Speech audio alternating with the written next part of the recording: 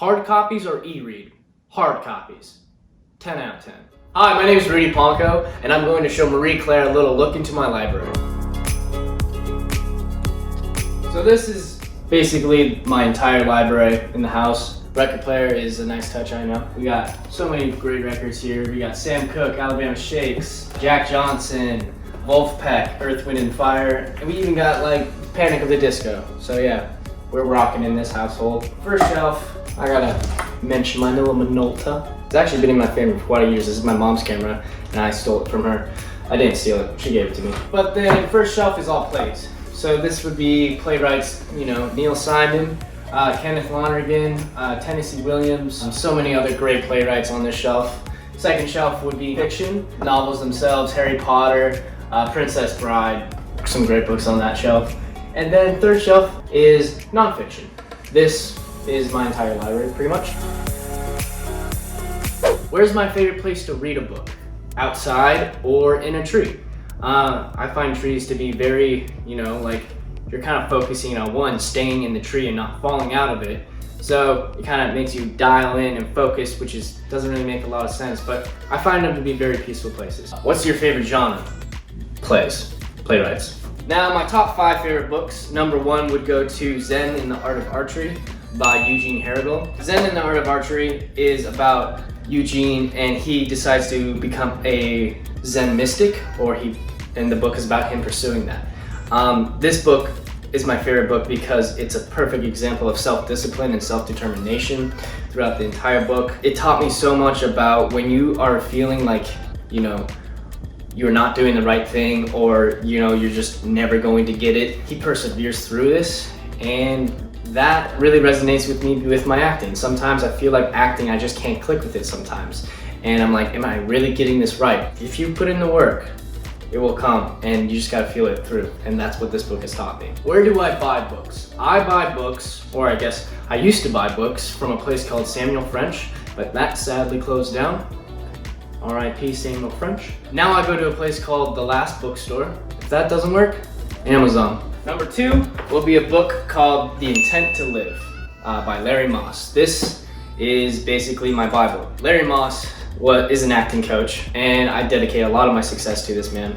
But he wrote a book basically breaking down a lot of what he teaches in his class. Stuff he talks about is basically given circumstances. Super objective is the second chapter. Obstacles, intentions, stakes, inner imagery, like all these things that Larry Moss teaches in his class.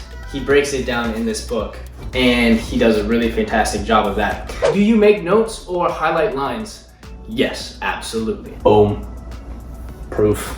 Find the subtext of what I'm saying, and just to, mark where my lines are. So yeah, absolutely, I highlight my lines. Rosencrantz and Guildenstern Are Dead. This play is amazing because it's just so fast and rapid fire that you have to find a certain comedic timing within that chaos of text. And it really was a challenge for me as an actor to even find it. I still don't think I fully have found exactly the rhythm, but I will always continue to try. That's why I love this book so much, because I don't think there's like a way you're gonna get it perfect. Name an author you wish to be read to before bed. William Shakespeare. Or J.K. Rowling, because she has a really pretty voice. So yeah, you're welcome, J.K. Rowling. What's a book you're embarrassed to admit you haven't read yet? Well, this is funny. Harry Potter, because I listened to them bad boys on tape. This book right here, /play, is definitely one of my favorite books, is because this was the very first play I did when I moved to Los Angeles. I played the character of Warren in this play. This play right here definitely would be one of my favorite plays, because This Is Our Youth was the very first play I actually did when I moved out to LA.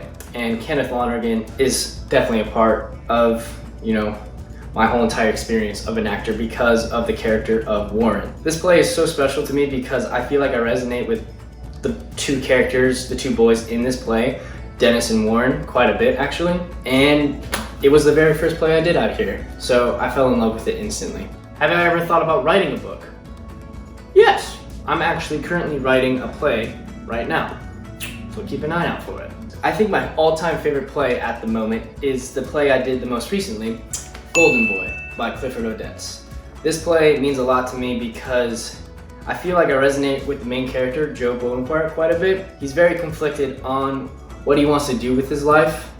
He wants to become an artist, but he feels pressured to become a fighter and basically make a living. Some people are very conflicted today about what gets them through life or what they really want to do. And that is why Joe Bonaparte is definitely a symbol of today's world. What's your favorite scene in a book? From Golden Boy, when Joe Bonaparte is just torn between becoming a fighter or a musician / artist, and Lorna Moon has to persuade him to become a fighter. Who gives me the best book recommendation? Acting coaches, because they know you at a very personal level, and directors, because they're kind of looking for what interests you the most in the art, and looking for really good writing.